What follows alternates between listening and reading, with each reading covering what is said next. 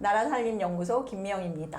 오늘 나살랩에서는 연구 용역 이야기를 좀 해볼까 하는데요. 지방재정 위기 속에서 연구소의 연구 용역 중에 가장 핫한 주제, 가장 인기 있는 주제인 지방보조금에 관해서 김유리 연구원을 모시고 이야기 나눠보겠습니다. 안녕하십니까? 네, 안녕하세요. 나라살림연구소 김유리라고 합니다. 네, 먼저 지방보조금에 대해서 좀 짧게 설명 부탁드릴게요. 네. 지방보조금은 집행부 자치단체에서 세출하는 그 예산 세출 중에 하나예요. 지방자치단체에서 지출하는 자금의 가장 큰 특징은 자치단체가 어떤 사업들을 목적을 가지고 하는 거거든요. 근데 이 지방보조금이라는 것은 지방자치단체가 어떤 사업의 목적을 가지고 있는 게 아니고 민간단체, 개인이든 단체든 이 민간에서 하는 일들이 공익적이다. 그리고 조금 더 활성화되면 좋겠다. 라는 측면에서 민간을 지원하기 위해서 집행부 자치단체가 지출하는 예산이라고 보시면 좋을 것 같습니다. 그러면 지난해 왜 핫한 주제가 됐을까요? 지방보조금이. 네. 지방보조금 같은 경우에는 이제 관리를 강화해야 된다라는 얘기들이 좀 많이 있었었는데요. 이게 왜 갑자기 지난해에 언급량이 좀 많아졌느냐라고 하면 그 비슷한 구조의 국고보조금을 조금 같이 얘기를 하면 좋을 것 같아요. 이 국고보조금도 지방보조금이랑 마찬가지로 중앙정부에서 민간에게 주는 예산이거든요. 근데 요거에 대한 이제 관리를 강화해라 라는 얘기들이 이제 많이 되면서 요거랑 같은 구조의 지방보조금도 관리를 강화해야 된다라고 이제 얘기가 되면서 지방보조금에 대한 관심도 굉장히 좀 많아졌다라고 볼 수 있을 것 같습니다. 지난해 자치단체들에서 여러 군데에서 했다고 얘기 들었는데 어떤 단체인지 살짝 소개 부탁드려도 될까요? 그거 얘기해도 될까요? 뭐 홈페이지에도 공개된 자료니까요. 네. 네. 그 저희 연구소에서 수행했었던 곳들을 보면 전라도 쪽에서 이제 나주랑 영암 있었었고요. 그리고 경기도권에서 양평군, 광주시 이렇게 좀 있었습니다. 네. 그리고 올해도 많이 들어오고 있다고 얘기 들었는데요. 네. 작년 연말 이제 올해 예산 네네. 편성을 해서 작년 말 시기쯤에도 연구소로 이제 몇 군데에서 얘기가 좀 들어왔었고요. 올해 들어오고 나서도 이제 추경 때가 또 오면서 연구소로도 연락이 지금 오고 있는 상황인 것 같습니다. 네. 네. 지난해 성과평가 하시면서 네. 주로 어떤 것들을 들여다보는 건가요? 성과평가라고 하는 거는 이제 지방보조금을 어떻게 썼느냐라고 요약할 수 있을 것 같은데요. 이 지방보조금이 예산이랑 같은 형식으로 쓰여지거든요. 그래서 편성이랑 집행, 그리고 성과평가, 그리고 이제 다음 연도의 예산 환류, 요렇게까지를 그 과정으로 보는데 예산 편성 과정에서는 이 지방보조금을 편성한 게 적절했었는지, 그리고 집행 과정에서는 결국은 돈을 잘 썼는지, 계획한 대로 잘 썼는지였고요. 그래서 영수증 이렇게 하나하나 다 보고, 그리고 저희 그 연구 용역을 했을 때 성과평가 이렇게 하셨던 그룹들 단이 있었어요. 그래서 그 그룹 안에서 한 분은 거기에서 이제 꼼꼼히 보시면서 어디에서 이제 그 결과물로 있는 것들을 정말 다 찾아보셨어요. 그래서 유튜브에 뭘 올리는 게 목표였다라고 하면 유튜브 찾아가서 보셨고요.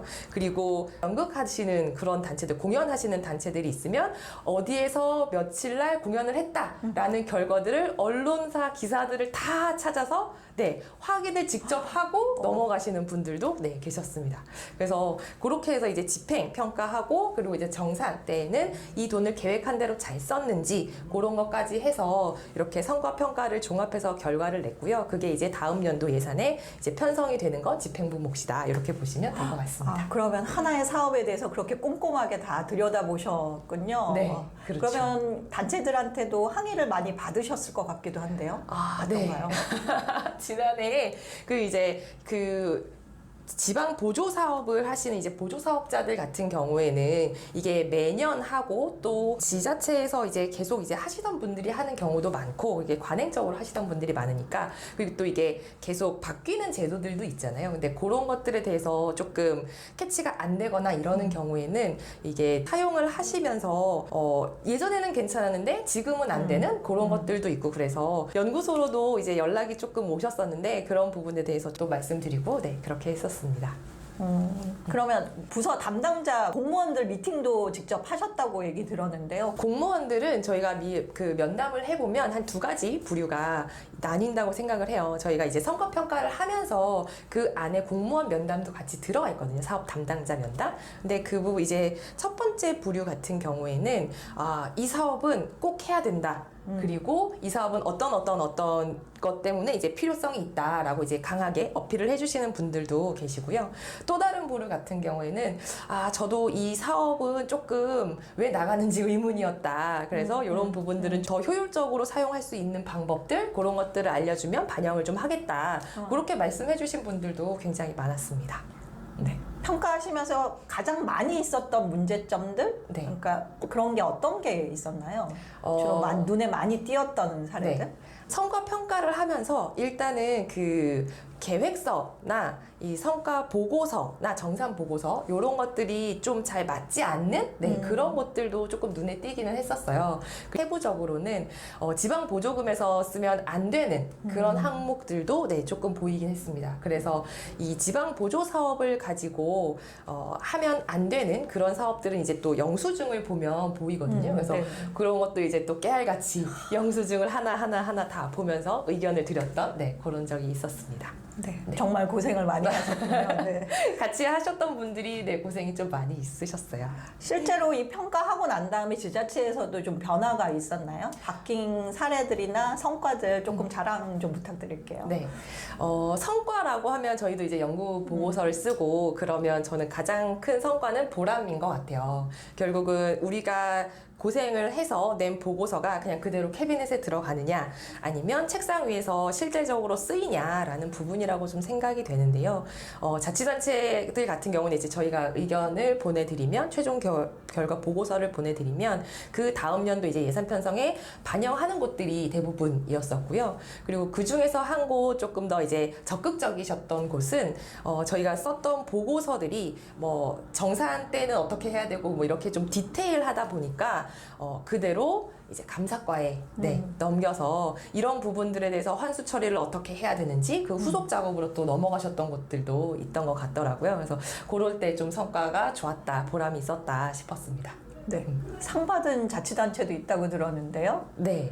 저희 이제 연구용역 하면서 그 최종적으로는 이제 그 성과 평가 결과도 있지만 그리고 이 지방 보조금 자체, 이 제도 자체를 좀 잘 어떻게 운영하면 좋겠다라는 측면에서 그 제도 운영 관련된 내용들도 결과를 이렇게 좀 보내드리거든요. 그래서 그런 내용들을 이제 모아서 적용을 하고 그 적용한 내용들을 또 열심히 정리를 하셔서 지방재정 대상이라고 하는 행정안전부에서 자치단체들 대상으로 하는 상이 있거든요.